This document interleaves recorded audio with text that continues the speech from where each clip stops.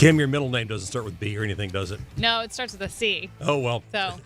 Oh, well. Well, sorry about that.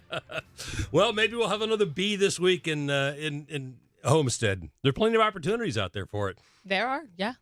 It's a driver's track. I love that place. I love that track. I love everything about it. We typically see some of the best racing year in and year out, and it feels very much wide open where a lot of teams have to prove themselves. You look at the standings, a lot of big names and big holes. Yeah, well, let's talk about the guy that pulled it off at Las Vegas last week, and I didn't check the odds on Josh Berry, but I imagine they were pretty long. Yeah, they were long. I think they were like plus 4,000. Yeah. Yeah, I wish I'd thought about that ahead. Well, of course, I'm not allowed to bet, but I wish I'd thought about that ahead of time, but because I don't think a lot of people had him on their bingo card. I don't think they did, but at the same time, I feel like he has incrementally gotten better every single Cup race he's won since he first got in the Cup seat. It was only a matter of time.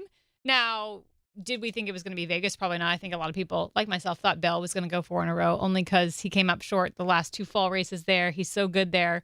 But, wow, phenomenal job by Josh Berry. And I love the photo. So the photo after he won and got out and celebrated of him just kind of sitting on top of the hood of the car and the team around, I swear if you put that in black and white, because it's the Wood Brothers, you wouldn't know if that was taken in 2025 or 1975. I loved it.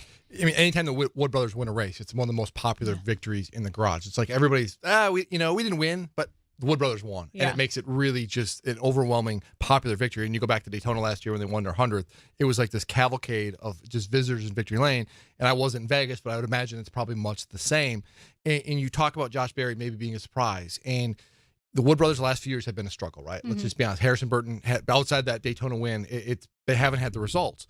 But the Wood Brothers, if you look at they're a team that can make the playoffs. They did it with Ryan Blaney in 2017. They've done it with Paul Menard. They did it with Matty D. This is a team that if they get the pieces to the puzzle right, they can be consistently competitive. They just haven't had the right pieces the last few years. Josh Berry is a very good driver who, if you put him in a spot of stability and surround him with the right people, he can go and be competitive. He had some really good runs last year with Stewart Haas Racing, and then the team basically imploded. And it's a really hard way to spend your rookie year. So it shouldn't be a complete surprise maybe that he's running as well as he did. And let's not lose sight of the fact he finished top 5 at Phoenix, which is a remarkable achievement. So this isn't like a fluke victory or they got some crazy set of circumstances. They ran well at one of the more challenging tracks at Phoenix on the circuit, and then they backed it up by going to Las Vegas and had race-winning speed. This team is here. My first victory lane was with Wood Brothers in 2011 when Trevor won. Oh, wow. Yeah, that was like my first year in the sport, and I got to be in victory lane. And so you're right. Like, nobody's ever mad when the Wood Brothers are in victory lane. Most people after races, they're all angry and throwing things or whatever. Like, we lost. Right? It's none of that. It's like, the Wood Brothers won? Yeah. Heck yeah. We love it. It doesn't matter the team you drive for, the organization or the manufacturer. Yeah. You make a trip to victory lane to congratulate them. That is a really cool thing to see because the Wood Brothers are the foundation of the sport. They have literally been around since NASCAR's was founded. Well, and I had his pit in Atlanta, and they ran extremely well. Absolutely. They were top 10 most of the day in Atlanta. Won a stage. And won a stage. Yeah. They didn't get the finish that shows how well they ran, but they've been running well this year, and Josh's been doing very well. Phoenix was really the first time he got the finish to show how well he had been running. Yeah, again, to Jordan's point, we shouldn't be surprised because, like I said, incrementally we've seen him progress throughout his time in the Cup Series. Now he has stability, and they're a Penske Alliance team, and we know how good Penske is at Phoenix. We know how good they are at Las Vegas. So if he was going to win his first Cup Series race, we should have had Phoenix and or Las Vegas circled, just knowing their Alliance team is so strong at both of those racetracks. And the thing is, Jordan, he came in during the third stage towards the end of a caution period. They came back down pit road, topped off, and tightened a tire. Tightened their left front tires. So it actually put him back in the pack, and he drove right through the field, right back to the front. Fast cars, execution, really good driver who's really good on a variety of tracks. You talk about Atlanta, super speedway, Phoenix, flat mile oval, intermediate track at Las Vegas. We're talking about a variety of tracks where Josh Berry has showed his skill set this year. This is a driver we need to pay more attention to. And we're coming up on a series of tracks, Darlington and Bristol, tire management racetracks, where really Short played track to his racer strength. knows how to do Exactly. And he had good runs there last year. This really does feel like the beginning of something special for this team. Obviously, they're in the playoffs now, looking ahead. This is not a fluke. Like, they deserve this win. They got this win. And honestly, you look at the schedule in the playoffs, feels like they can make some noise. And Kim, this is a guy that I saw one story, and they kind of referred to him as a journeyman. If you look at his background, he was a substitute driver for a couple of different teams over the years, and then the situation last year where he gets to Stuart Haas, you think this could be a great opportunity, and then they decide to shut down midway through the season, which none of us will ever understand or really know where that team could have gone if they hadn't had the rug pulled out from them by ownership. Sure. Well, I think if SHR hadn't been shutting down and they hadn't lost so many brilliant minds that just took other positions for their longevity in the sport, we could have certainly been talking about him winning last year, because he was so close at so many races, had speed so many different times, and just fell short. But yeah, we talk about Josh Berry as a little bit of a journeyman, but I think some people also don't give him some of the credit he deserves. Like, to some people who may not be paying attention, he might seem like a bit of an overnight success. It's his second full-time season in the Cup Series, wins a race, but you think about all the time and effort he put into racing late models, came up through the pipeline before he even made a start in the Xfinity Series. And so people that have been paying attention to grassroots racing have had Josh Berry on their radar for a very long time. I mean, Dale Jr. essentially handpicked him. And so it should come as no surprise he's finding success now. And it's definitely not overnight success. He has been working nose to the grindstone for a very long time. He is a throwback to an era where drivers didn't get their first opportunity full-time in the Cup Series until their 30s. He's now 34 years old. He was a rookie last year at age 33, which is, in this time in space, is old. Yeah. I mean, rookies are coming into the Cup Series. Isn't that Joey Logano's age? Exactly. I wouldn't be surprised if we see Connor Zilic next year in the Cup Series. He'll be 19. Like, it just doesn't happen. Look at Ty Gibbs, William Byron, Joey Logano. I mean, the list is long of drivers who come in 18, 19, early 20s. Barry didn't get his first really full-time opportunity until 33. He came up the grassroots, old-school way, show your hand on the short tracks, get a ride, get an opportunity, make the most of it.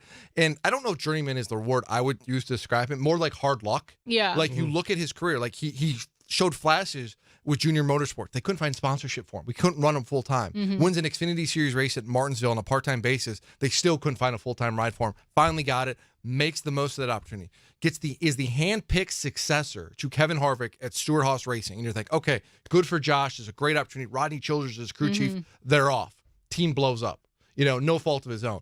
And then he goes to the Wood Brothers like, okay, this is an opportunity here, but it felt like a rebuilding project. And they were going to take some time.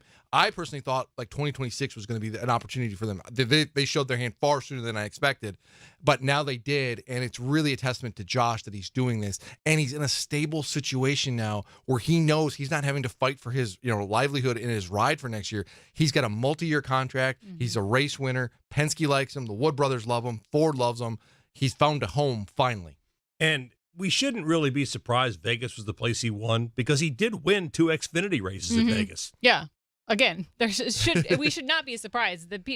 We are surprised because, I don't know that his odds were great and that sort of thing, but he won there in Xfinity. And then again, to my point about he's a Penske affiliate. Penske is so strong at Las Vegas and at Phoenix, where he ran well 2 weeks ago. So again, the sky's the limit for Josh Berry. Well, I wouldn't be surprised if he wins multiple races this season. And the thing is, when you got a new driver and a new crew chief with Miles Stanley, we always feel like it's going to take a while for these guys to get on the same page. But Jordan, it seems like these guys are meshing almost right out of the box. They have. I mean, it helps that you've got so much time in the simulator and things like that. And Miles comes over from Team Penske, which is part of it. He was a longtime engineer over there, so there's a lot of familiarity there. It's not like Miles is just jumping into a situation he doesn't know. This is largely a turnkey situation for him. And Josh is a quick learner. It's somebody who has had to adapt to a lot of different situations. He's the Hendrick fill-in driver, 48, the 9, fill-in guy at the Spire at one time. He knows how to get into a race car and quickly acclimate and do well. So they're up to speed quickly. And now, again, to Kim's point, we're coming into a series of racetracks that really fit his skill set, where tire management is a big thing. Darlington, Bristol come to mind. It's going to be interesting to see what this team does. Well, each week on the Pit Reporters, we give you a chance to go to GoPRN.com and vote in our poll. And this week's question is, well, Josh Berry is now off the table as far as first-time winners. Who do you think will be the next first-time winner? Here are your choices: Ty Gibbs, Carson Hocevar, John Hunter Nemechek, or Ryan Preece? Last week we asked you, should NASCAR run the option tire more often? And it's overwhelming. 72% said yes, 28% said no. When we come back, I'm going to ask Kim and Jordan who they think the next first-time winner will be. And also, Seabell didn't get his fourth straight, but he did find himself in a little bit of controversy. We'll talk about that when we come back. This is Kyle Petty for Echo Park Automotive, and I'm here to tell you why you should shop Echo Park before you buy a car, truck, or SUV. Over half of inventory at Echo Park is priced below $25,000. And car for car, truck for truck, Echo Park Automotive's pricing is $3,000 less than the competition. Maybe that's why Echo Park has over 95,000 five-star reviews. Echo Park Automotive is built to make sure you drive away happy. It's even in their name, Echo Park Automotive. Every car, happy owner. The official used car dealer of Speedway Motorsports. When it comes to maintaining your engine to run at peak performance, trust Z-Max Micro Lubricant. Z-Max soaks into metal, so it's easy to add to your oil or gas to disperse carbon buildup in your engine, fuel system, and transmission. Protect your vehicle's engine to the max with Z-Max. Check us out at zmax.com or visit us on Facebook and Twitter to find out more about our full line of products. Remember the name Z-Max for your car, big rig, small engines, firearms, and more. That's Z-Max Micro Lubricant. Mark Garrow's your host for Garage Pass here on PRN, the Performance Racing Network.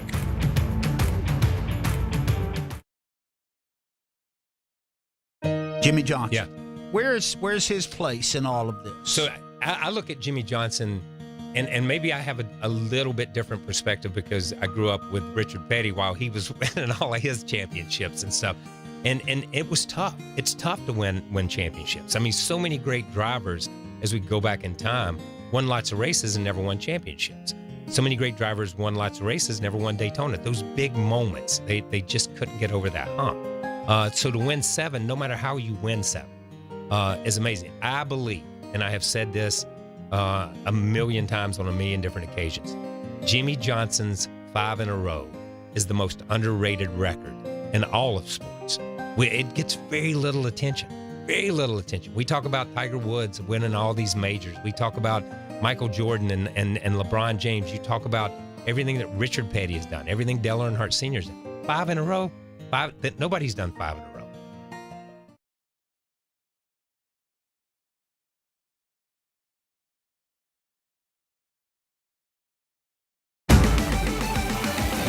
We're back with more of the Pit Reporters on the Performance Racing Network. And welcome back, along with Jordan Bianchi from The Athletic and Kim Coon from the CW and NBC Sports. I'm Brett McMillan. Glad to have you with us. All right, I asked the question going into the break, Jordan, who do you think the next first-time winner will be? The fans have been given 4 choices. You're not limited to that. We only have room for 4 on the internet, but hey, what do you think? The 2 obvious names to me that jump out are Ty Gibbs and Carson Hocevar. You look at both of them. Ty, especially last year, was close several times. Hocevar has got a lot of speed, not necessarily the finishes that correspond with it. One of those 2 jump out to me. If I had to guess, I would say Ty Gibbs, just because he's with Joe Gibbs Racing. I know he's in a slump. I know this isn't his season is right now, but when you're with Joe Gibbs Racing, you can turn it around on a dime. I think he's got a better opportunity right now to win, and experience does matter a little bit. Ty is closing in on that 100 start mark, which is a really big number for a lot of drivers. Chase Elliott, Kyle Larson, William Byron. I wouldn't be surprised to see Ty get into victory lane at some point this year. I'm going to disagree because I think that slump's going to work against him. Sure. I think he's at like 10 consecutive finishes outside the top 15. Like, we haven't seen him get a top 15 since early October of last year. Oh, it's bad. It's bad. And I feel like he's the type of driver that falls into that trap of like just the snowball, the Absolutely. bad mindset, bad mojo. I agree with Hocevar, though. I think, he doesn't care what anybody thinks. He's not afraid to ruffle feathers. Now, how he gets that win, who knows? He might piss off a couple drivers doing it. Another driver I had that wasn't on the list, Riley Herbst. I know he hasn't had a great start to the season with 2311. I could see him winning like a super speedway race only because he's proven himself. He's earned the respect on those type of tracks in the Cup Series, even when he was thrown in the seat a couple times last year. So I wouldn't be surprised if we're talking about Riley Herbst in winner's circle at one of those racetracks. I mean, I could throw Noah Gregson's name on there too. Noah's Yeah. one of those guys who's running really well this year. doesn't have the finishes. Ran well at Vegas and had a late tire failure and hit the wall. Zane Smith has had his moments as well. Todd Gilliland is really sneaky on the super speedway and the drafting track and road courses. I mean, there was a time not too long ago you looked at there's really not a lot of candidates for first-time winners. No, there's a lot. It's an increasingly long list, which is good to see because you like to see new young talent injected into the sport. Well, and that's the thing. It's funny because we had that situation with Christopher Bell, and it's funny. You begin to wonder how many straight wins before fans start to turn on you. Because you know what I'm saying? Well, I think it depends on who the driver is getting the wins. Yeah.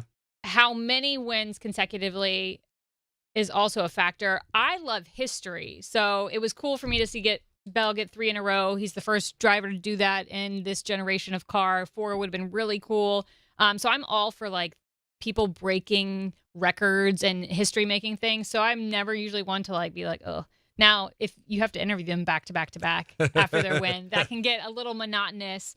So I think it's very contingent upon which driver you're talking about and then how many consecutive wins. You look at Kyle Larson in 2021, not once but twice he won 3 straight races. Fans didn't really seem to revolt against him because Kyle quote unquote did it the right way. He's a kind of he's one of those guys who barnstorms around the country and races different dirt tracks.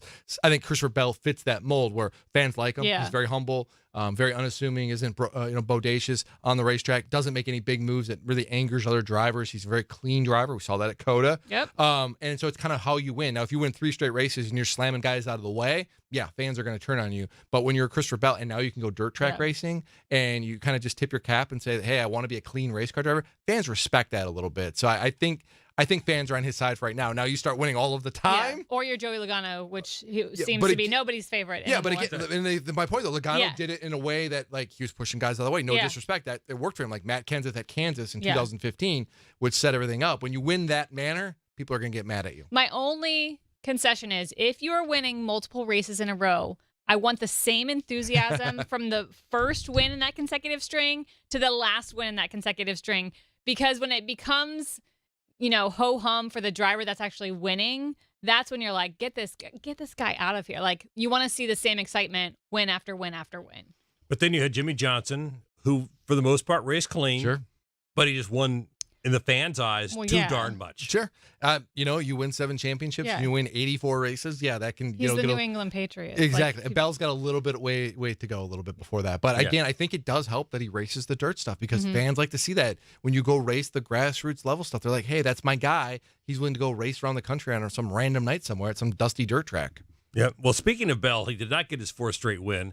But Kim, he was running. He never really ran great at Las Vegas. He had things kind of going in the right direction, but then they ran into a situation where they had a loose tire, and his crew chief, as he's leaving the pits, Adam Stevens, noticed that the tire was loose. So he had him pull into a teammate's pit down pit road at Chase Briscoe's and had them tighten it. The NASCAR penalized him for pitting outside the box and put him at the tail end of the line. Since then, I've heard a number of fans calling in, especially to Sirius, complaining that that's just not fair. He shouldn't have done that. That there should be a bigger penalty for something like that. How do you feel about that? I disagree wholeheartedly with the fans. I woke up on Monday morning still thinking about that call by Adam Stevens.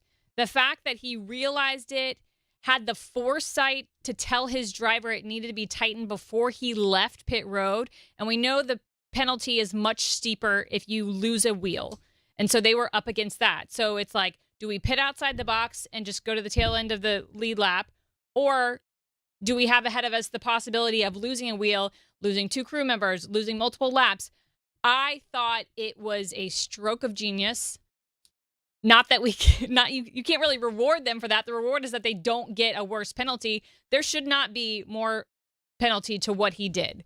I think that what they served, pitting outside the box. Now, if you want to call it something different, that's fine. So people don't get caught up on like the semantics of it. If they want it to call it something being, I don't know what you would call it, so be it. But I do not think if you're smart enough to prevent a wheel from falling off by doing something like that, the penalty was fine how it was.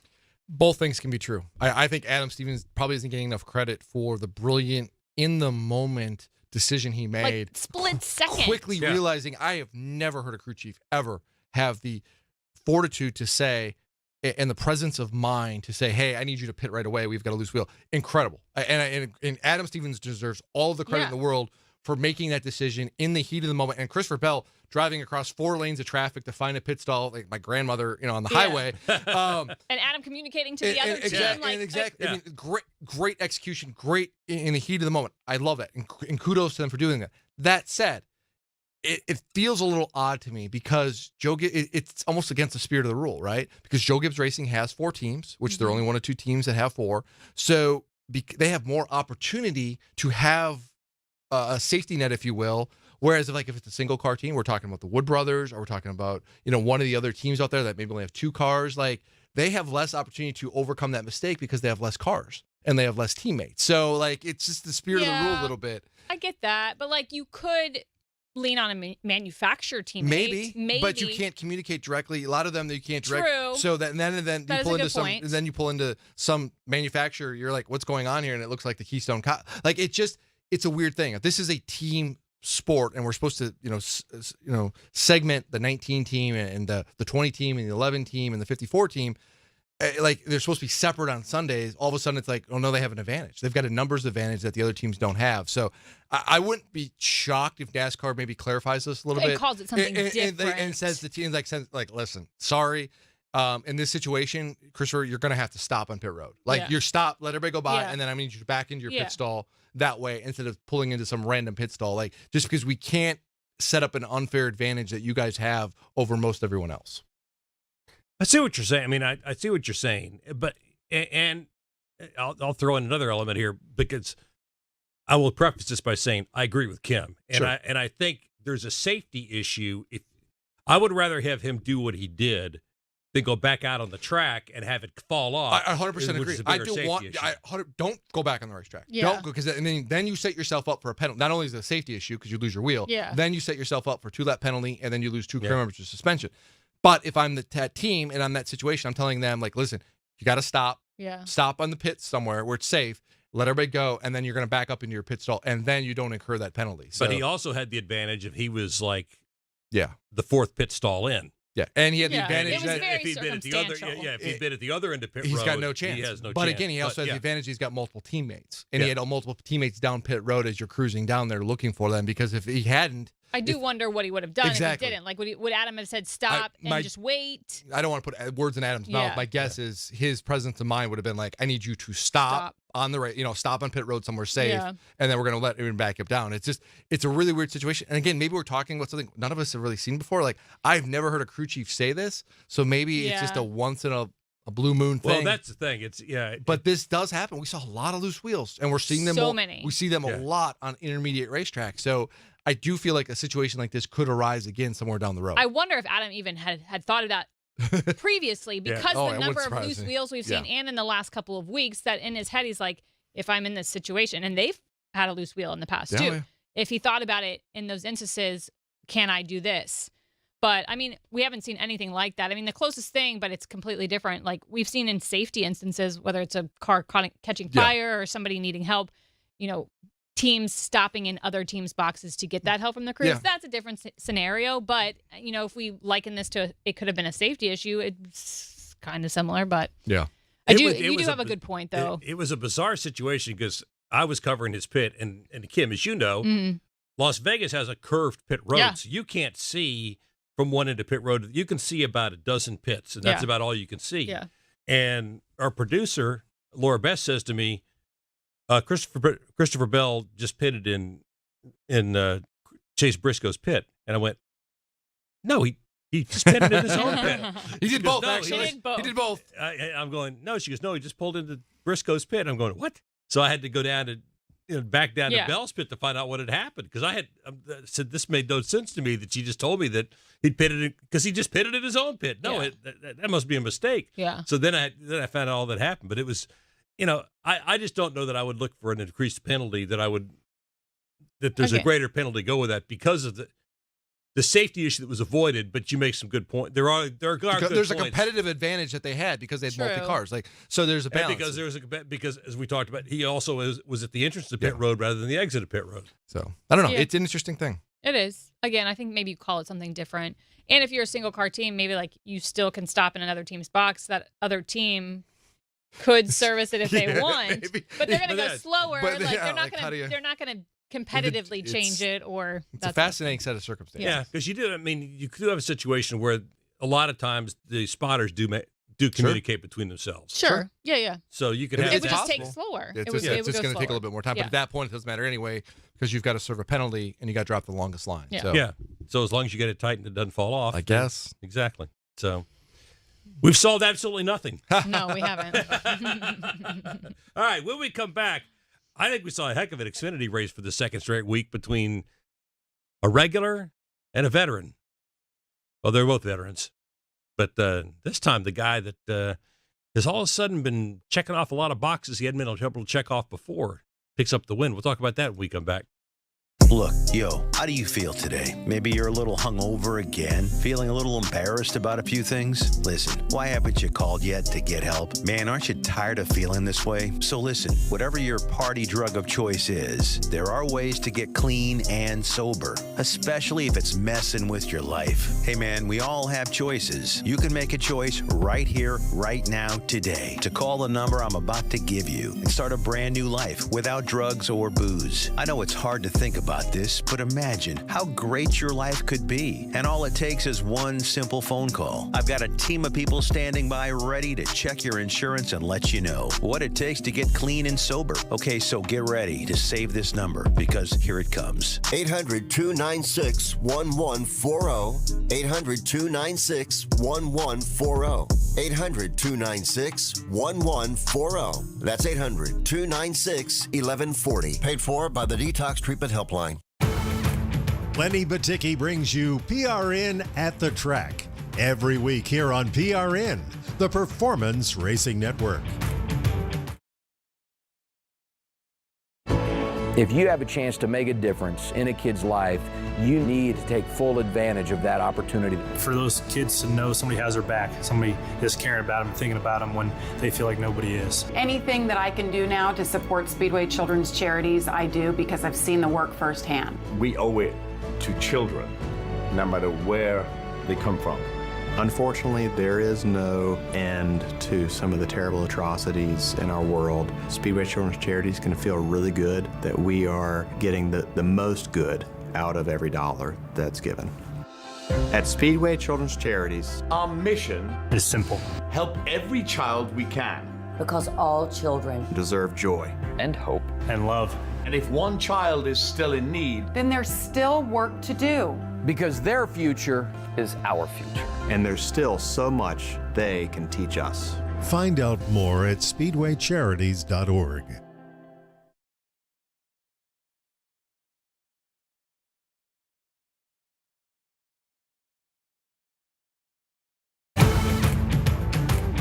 Let's get back to more Pit Reporters on the Performance Racing Network. And welcome back, along with Kim Coon from the CWNBC Sports and also Jordan Bianchi from The Athletic. Brett McMillan, glad to have you with us. I tell you, for the second straight week, actually goes further back than that. I think we've had great Xfinity races all year long, Kim. Absolutely. And of course, yeah, you're exclusively for the first part of the year Xfinity racing. Yeah. And I tell you, Almirola and Justin Allgaier put on a heck of a show at Las Vegas. And we were talking before the show, and Justin Allgaier had 7 finishes at Las Vegas of second or third and had never won until this past weekend. Yeah, I was holding my breath in those last few laps, just like, oh my gosh, is a caution going to come out? What's going to happen? Especially because, including Phoenix the weekend before, I think I saw a stat where he's gotten passed for the win or for the lead in like 4 of the last 6 races. And I was like, so I was so happy. I was thrilled. But again, holding my breath, I was like, certainly this is not going to go his way. A caution's going to come out. A tire's going to blow like it did last spring for him. Something. But maybe his luck has turned finally. It's interesting to see him just continue to check off a lot of first. Obviously, the first Xfinity Series championship a year ago, wins for the first time at Las Vegas. And we talk so much about a lot of the young talent in the Xfinity Series, which is awash in young talent, right? Yeah. It seems like every week We're 90% of the field. And again, justified. I mean, Carson Kvapil had a great run. Connor Zilic had a great run. I mean, there's so many young drivers in that series. And here's Justin Allgaier continually proving himself time and time again that he is one of the best in this series. And he's going to go down in history as one of the best in the Xfinity series. And it's good to see. He's an easy guy to root for. Yeah, 9 consecutive seasons, I think, now with a win. Yeah, does that tie the record? I think it ties or it's close to the record. It might tie it with like Kyle Busch. There's a couple in that. Yeah, I'd Kyle have to Busch, go back Mark and look at the Martin. stat. I thought Yeah. So, I mean, and it's like you guys said, he's such a nice young man. I say young man. He's a nice guy. He still feels young to me. I know he's got 2 kids. He's been in the series forever. He's driven Cup too, but like, I don't know. He still feels everybody's young compared to me. But I feel old. Don't worry about it. But I mean, and he's such a class act, and he's an easy guy to root for. And to see him battle with Almirola, especially like you said, after it happened at Phoenix the week before, where he was in position to win the thing until the late caution comes out. But it was so good to see him, because I talked to him pre-race and I said, you got 7 finishes of second or third. Well, I said, what's it going to take to get that 1 or 2 spots better? Here he goes, well, it took me 7 chances to win the championship, so maybe this is the time. There you go. And Lucky 7. Indeed it was. But, you guys talk about the young talent, and, my question to going in, I mean, you look at, at Connor Zilic and these guys that get a lot of attention for being good, like, say, for instance, on road courses. And the question I have going in is, all right, now that we're past the first 3 races of the year, a lot of the teams were saying, all right, it's going to take Phoenix and Las Vegas and Homestead till we really find out what we have as far as cars go. I think for these guys, we're going to find out where their talent level really lies on ovals, because we've seen what they can do on super speedways and on road courses. But now we're beginning to see what their young talent is on kind of what's the bread and butter of this series. Yeah, and I don't think there's really any boundaries to their talent. If we're talking about, Connor Zilic, Carson Kvapil. Connor impressed me wildly. I don't know if you saw his qualifying lap. I don't know if it's bravery or stupidity. It was wild. He almost lost it, but he kept it. And honestly, if he hadn't had that moment, he hadn't qualifying, he probably would have had the pole by a lot. And then he just learned so fast. And if you talk with Marty Lindley, who's his crew chief this year, he talks about how he's such a sponge. We know that. But like he's 18 and he's got so much maturity. Like Marty's not having to remind him like, oh, look at the SMT or what's your like post-race thoughts. Like he's doing all these things organically just because that's in his nature. And again, if he didn't have that speeding penalty on pit road during the Vegas race, he might have won that thing or at least given Justin a run for his money. And then same with Carson. Like Carson impressed last year on some of the ovals. And then this past weekend, just through no fault of the team's own, because they had a gas can that was wedged from another team under their left rear. It messed up their fueling cycle. He ended up being like 8 laps short, had to pit. Otherwise, he would have had like a top 5 finish, if not maybe like a top 3. So I actually am looking at it from the perspective of I'm not waiting to be impressed by them. I think each and every week they can impress me. I'm like waiting for them not to show up. Like when's the week where we don't talk about them and why? Yeah, when's the week that they're not going to have bad luck or self-inflicted mistakes? But they're young drivers, that happens, right? In Carson's case, had speed Carson's had speed every week, but he has just had terrible luck. I mean, you have some guys, random gas can coming into your car, nothing you can do about that, right? Yeah. It just feels like these guys are really coming in their own. And to your point of the bread and butter tracks, I think there's something to be said for that. You start the year with 2 drafting tracks, you go to a road course, you're like, okay. But now you're going to what we call more traditional tracks. You got Phoenix, Las Vegas, you got Homestead this week, Martinsville upcoming, Bristol's around the corner. This is an opportunity to really kind of show what your skill set is. Because if you're going to be an all-around race car driver and a successful Cup Series driver, you need to be good everywhere. And this is an opportunity to showcase that skill set. We know Connor Zilic is going to be good in the road courses, but he does need to, he does need experience on the ovals. He is getting that though, and Carson Kvapil is as well. These guys are continuing to move into their own. They're going to win races, and that's plural. And they're going to have opportunities at the higher level. And I wouldn't, like to Kim's point earlier, it's a matter of when, not if, that Connor Zilic is full time in the Cup Series. We got some guys going to Homestead way down to the point standings. How long before they begin to get concerned? Stay with us. This is Kyle Petty for Echo Park Automotive. As you might imagine, I know a thing or two about cars, and I'm here to tell you about a whole new way to buy a car, truck, or SUV. Did you know that Echo Park Automotive has over 95,000 five-star reviews? On top of that, every car that Echo Park Automotive sells goes through a 190-point inspection to make sure that it looks and drives like new, so you leave happy. It's even in their name, Echo Park Automotive. Every car, happy owner. The official used car dealer of Speedway Motorsports. It's not about the cars, the speed, the action. It's not about the party or the long weekend. It's about them, the ones that gave everything. This Memorial Day weekend, we honor the fallen at America's Home for Racing. The 66th running of the Coca-Cola 600.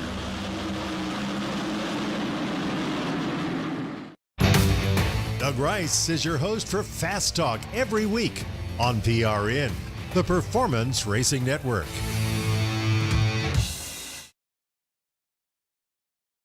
I'm PRN's Doug Turnbull, co-host of the 5 to Go podcast, a weekly deep dive into 5 motorsports issues. Devin Kupka gives the Gen Z view. One thing that I've never seen before, when the cars got 4 wide, everybody stood up cheering. And championship-winning mechanic Dan Elliott leans on his decades in the garage and promoting. Unless everybody is aware of the rules, then no, it's not fair for everyone. Listen to the 5 to Go podcast on GoPRN.com and subscribe on Apple and Spotify.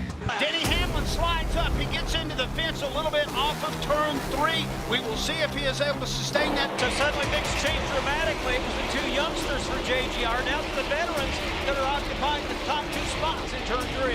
Hamlin out front for the 11th time today. Denny Hamlin gives up the lead. Side by side going into one. Truex down low. Hamlin up high. 3 wide in front of him. On the bottom is Chastain. Up top is Austin Dillon with Gilliland in the middle. It's Bristol, baby.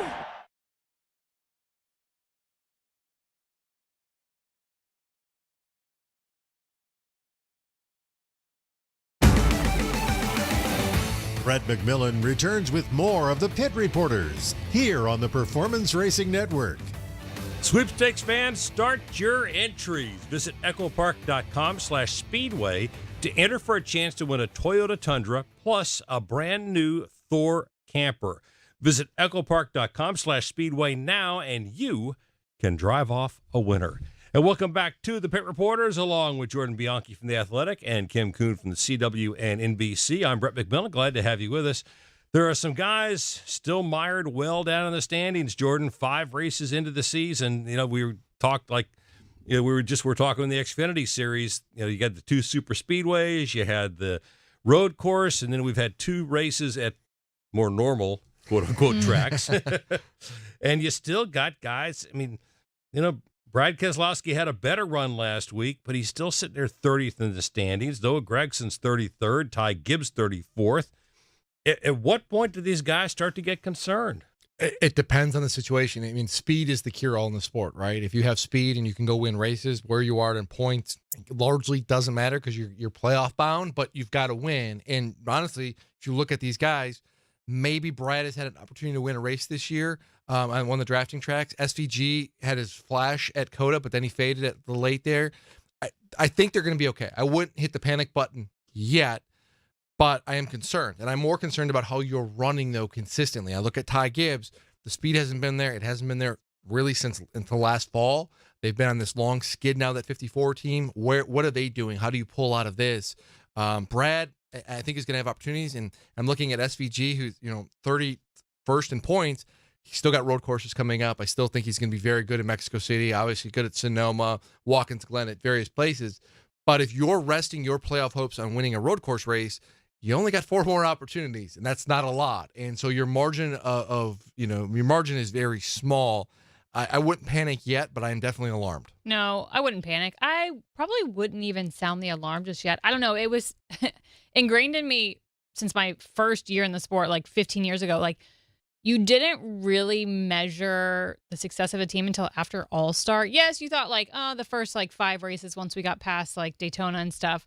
But that's when like the summer stretch starts and you really have to like turn up the wick. So that's, to me, I'm like, let's get through the next like 8 to 10 weeks, and then kind of see where people shuffle out, because so much could happen. We look at the different types of tracks we're going to: Martinsville, Darlington, Bristol, Miami, and winning does cure all. And as you look at the Cup Series, the competition is so tight in terms of the number of drivers that could win. Like, you look at the top 35 in points, and yeah, sure, you might be deep in the points in 30-something, but I would make a case that anybody ranked 1 through 35 in the points has a shot at some point before the playoffs at winning a race. We saw it last year with Harrison Burton. Yeah. We saw it with Chase Briscoe at Darlington. I mean, we have seen opportunities for surprise winners to emerge from various circumstances. So panic, maybe not yet, but certainly alarming. Like, you want to have some level of consistency and at least continually put yourself in position where it's not a crapshoot of, man, we need to get lucky here at some track. Well, Kim, you talked earlier about Ty Gibbs, for instance, and you often hear drivers say, I'm not worried, I have speed. But Ty Gibbs is a guy, and you talked about it, going back, 10 races, they don't have a top 15 finish. And, new crew chief combination with him. He even had trouble he ran a sprint car race at the Las Vegas dirt track. Yeah, but he made the A-main. He made the A-main. So we got to give him credit for that. And then, his first sprint car race, and then on the first lap of the A-main, he flips the car.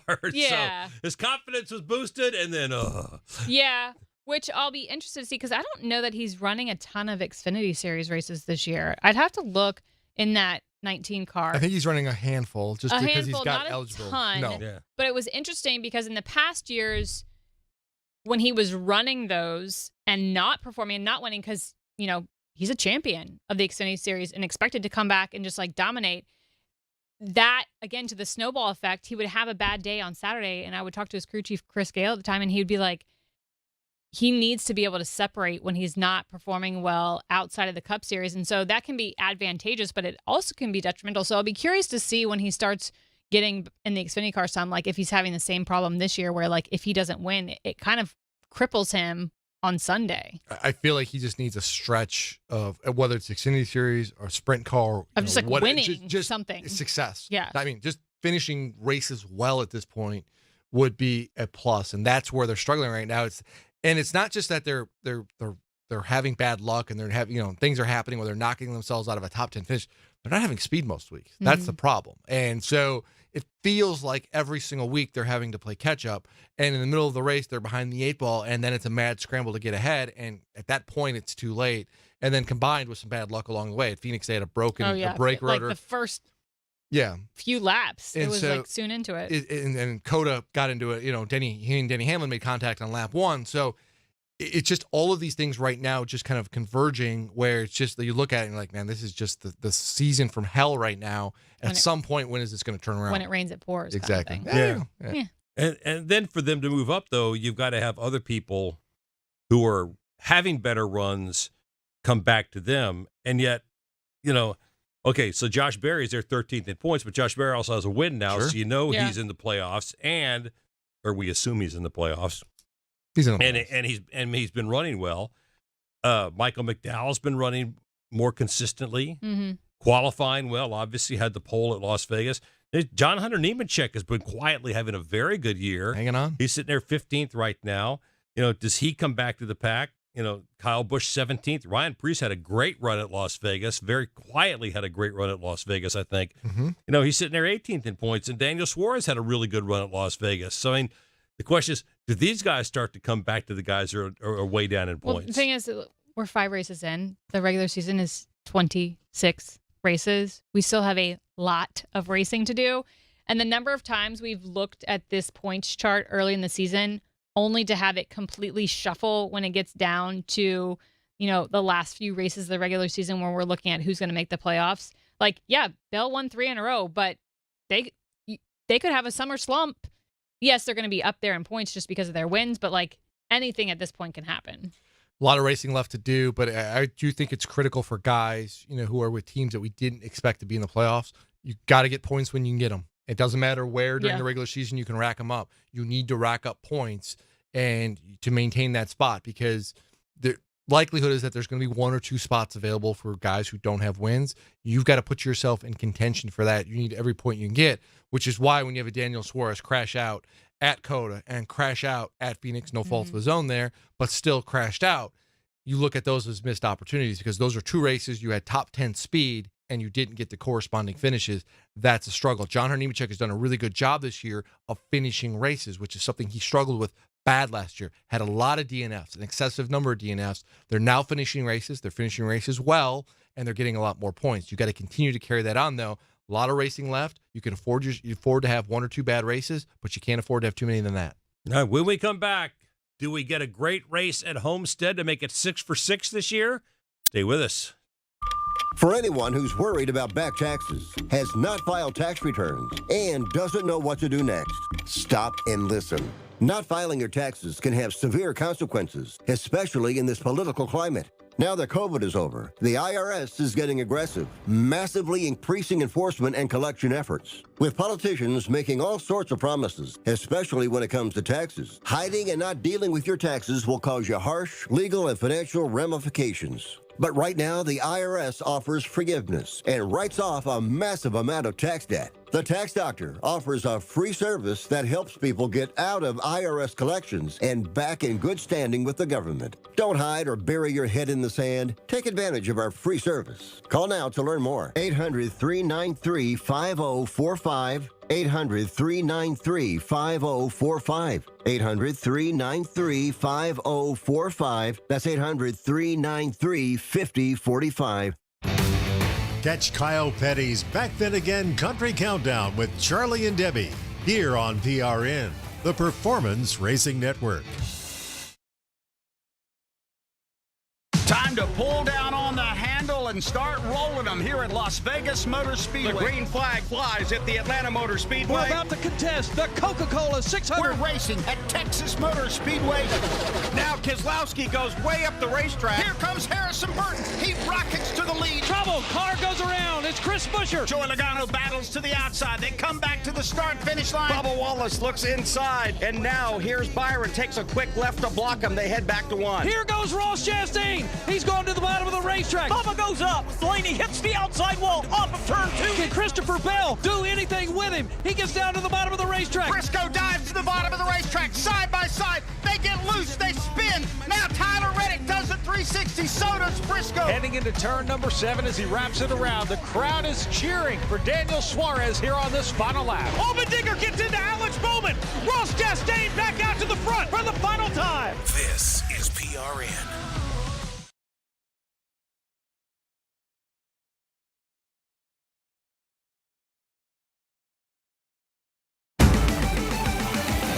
We're back with more of the Pit Reporters on the Performance Racing Network. Hey, welcome back. Jordan Bianchi's here. Kim Coon's here. I'm Brett McMillan. Glad to have you with us. And I tell you, Jordan, I don't think many people would argue, we've had 5 really good races so far this year in the Cup Series. And Homestead usually produces something pretty good. Great racing to start the year. I mean, really, Daytona, from Daytona to Atlanta to Dakota to Phoenix to Las Vegas, it's been really, really good. Great storylines developing. And it seems like, Bell's won 3 races. Still, it's an amazing storyline in and of itself. Competition's been good. Some new faces up front. We just ran through the list of drivers who have, kind of unexpected guys running well. Mm-hmm. I don't think NASCAR really could be any happier with where they're at right now. A lot of momentum, good racing on the racetrack, and going into a series of racetracks. You mentioned Homestead. We got Bristol, Martinsville upcoming. I think we're in for a good stretch here. Kim, who do you like as you look at Homestead this week, and what do you expect? I mean, this is a track that seems to produce pretty good racing. Oh, it produces great racing. Cautionary tale, though. We learned last year, never leave the top lane at Homestead Open in the Cup Series. For whatever reason, the Xfinity Series, Austin Hill last year was able to work the bottom line and wrap the bottom and use different lanes. But usually you make speed. That was crazy. Usually, though, you make speed at the wall. Ryan Blaney, again, cautionary tale. Do not leave the top lane at Homestead Miami Open in the closing laps. My big question for this weekend, though, is because we are moving Homestead from out of the playoffs into the regular season, does that produce an effect where we see more risks being taken because there's not playoffs on the line, so they can kind of be a little bit more aggressive using that top lane, finding the wall? Or on the flip side, does it make them the opposite? Like what is going to happen? because it's not in the playoffs. Because we've seen some wild moves in playoff races, and people are willing to take risk in playoff races. But they also sometimes play it safe. So which are we going to get? Well, let me tell you this. I just talked to a couple drivers who Okay. actually were asked that question, and William Byron said, I'm actually glad to see this race move to the spring for the fact that I feel like we can hang it out more. Okay. Because this isn't a playoff race or a championship race, you don't necessarily have to be as cautious, where the stakes are so grave. If you make a mistake, your playoff hopes are done with. Now in the spring, because you've got 20 other races, you have a little bit more opportunity to play with a little bit, where a points leader like William Byron can go, hey, I'm willing to hang it out here and run against the wall for a longer period of time or take a bigger chance. Because if I hit the wall or something happens, in the grand scheme of things, I'm not really out a little bit. I thought that was an interesting take, though, because I didn't think about it that way, where you have more opportunity to do things. And Ryan Blaney echoed the same thing. Really? Yeah. But would we have seen a move like we saw in last year's Homestead Miami race when it's a regular season race? I think so in that situation, because Tyler Reddick was in a must-win scenario. Yeah. He didn't have anything to lose. His playoff hopes hinged on him True. winning one of two races at Homestead or Martinsville, where he's effectively terrible. He was in a situation he had nothing to lose, whereas Blaney was trying to be a little bit more, maybe hedging a little bit, because he was looking at the big picture. So it's going to be interesting to see. Now, personally, Homestead in the playoffs is the way it's go. Yeah. I mean, I want to see it back in the playoffs. Yeah, so we'll see. We'll see. We'll see. outside of the level of aggression, how much difference will moving it to the spring be? I mean, the track is going to be conceivably slicker, a little bit hotter temperature. The Homestead race, especially towards the end of that race, a little bit, the sun sets a little bit. It's going to be interesting to see what that does for the track in terms of tire wear and everything. It's still Homestead. It's still a multi-groove racetrack. I'm excited for it. Still wears tires out. Absolutely. Again, the sun won't be setting as early as we see in the fall, so you'll have a little bit more sunlight, so it will be slicker. They'll be using it more. And honestly, that helps the drivers from the perspective of, like, they're not going to deal with the sun setting, because we think about all of the cars being taped out along the top of the windshield because they have to battle that sun setting. I don't think we're going to have that situation when we go down there this weekend. It'll change. It's good. I love Homestead. I like it. I like it mixing it around. Like, I know that's not really conducive to getting fans at the racetrack, because they like to bank on, well, I know we're going to be racing at this track this time of year, but it's nice to see Homestead in the spring just to mix things up. To our point, like, we don't know what we're going to see racing wise. Like, they're willing to take more risks apparently, but I want to see it back in the playoffs. But I just like the idea of tracks bouncing around a little bit. There's something to be said for that, keeping it fresh and rotating playoffs the tracks in and out of the playoffs. So Watkins Glen, we're now this year New Hampshire's coming in, Darlington's going back, Gateway's going in, Talladega's moving to the third round, Homestead's out. There's something to be said for that. There are some tracks personally, and I don't mean to harp on this, but like Homestead is the epitome of a driver's track. It's where the best drivers have an opportunity to showcase their skill. You don't see fluke winners there. And to me, that's what I want to see in the playoffs at the end of the year. And it seems like the fan response in terms of ticket sales and everything else is more receptive to a fall date than a spring date. Well, and like you talked about, Kim, the one thing for sure that we think is for sure is rim riding will be the way to go.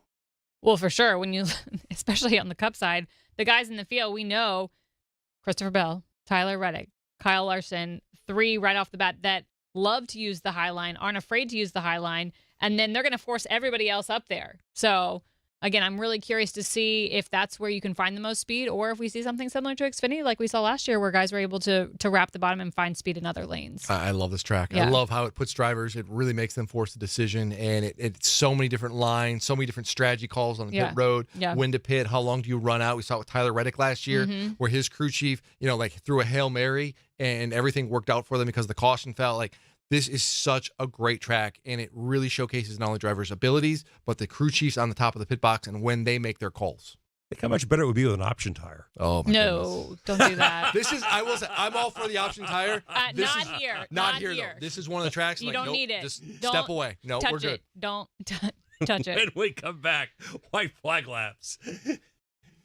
Hey, this is Michael Walter for Echo Park Automotive, and I'm here to tell you why you should shop Echo Park before you buy a car, truck, or SUV. Over half the inventory at Echo Park is priced below $25,000. And car for car, truck for truck, Echo Park Automotive's pricing is $3,000 less than the competition. Maybe that's why Echo Park has over 100,000 five-star reviews. Echo Park Automotive is built to make sure everyone drives away happy. It's even in their name, Echo Park Automotive. Every car, happy owner. the official used car dealer of Speedway Motorsports.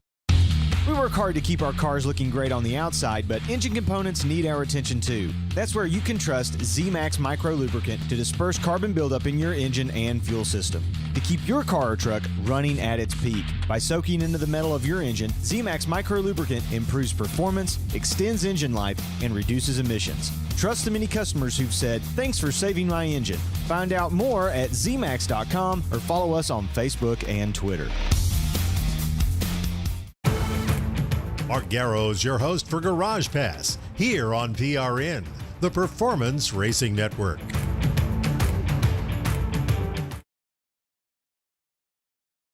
Hi, it's PRN's Brad Gilley. Did you know you could take PRN with you anywhere? That's right. By downloading the PRN mobile app, you can listen to our live race broadcast from anywhere.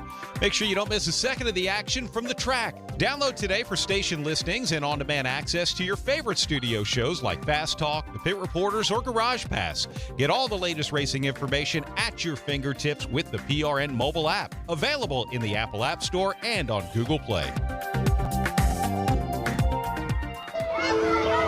Hey, I'm Corley Joy for Speedway Children's Charities. The mission for Speedway Children's Charities has remained true since its founding almost 40 years ago, to care for children in educational, financial, social, and medical needs in order to help them lead happy and productive lives. So many children have benefited from our group in the past, but we need your help now more than ever. There's so much we can do when we all join together, so let's start today. Visit speedwaycharities.org to learn more. I thank you in advance for your help.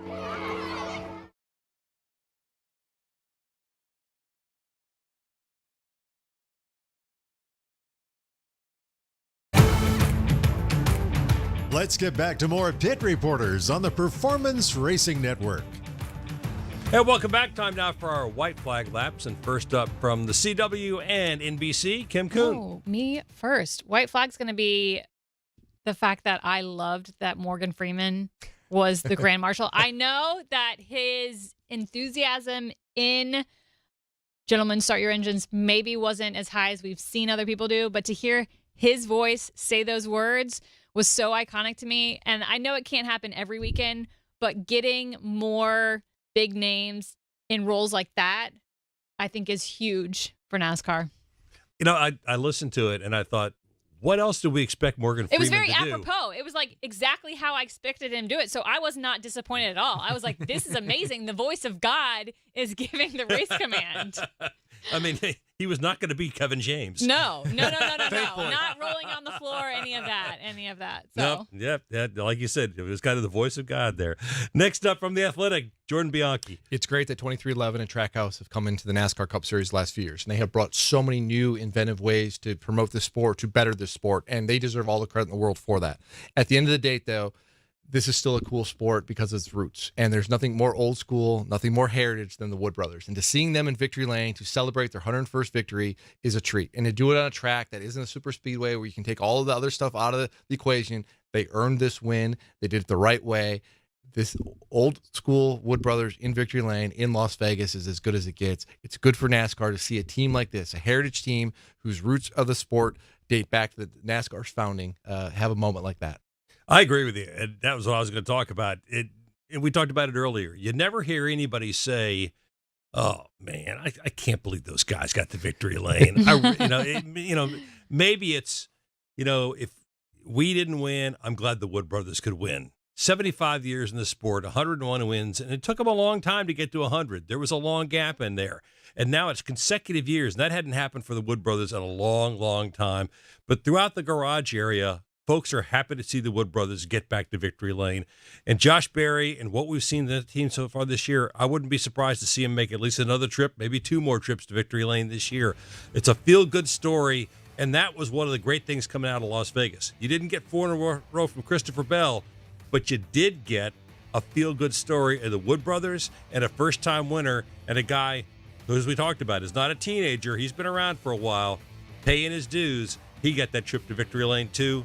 Feel-good stories, a way to go about it. So who do you like at Homestead this week, Kim? I like Kyle Larson to sweep the weekend because he's in that 17 Hendrick Motorsports Xfinity Series car. All right, we'll see how it plays out. Jordan, we're out of time. Larson. I'm sorry. Larson, no B's. Yeah. Talking with Join us again next week for the Pit Reporters on PRN. the Performance Racing Network.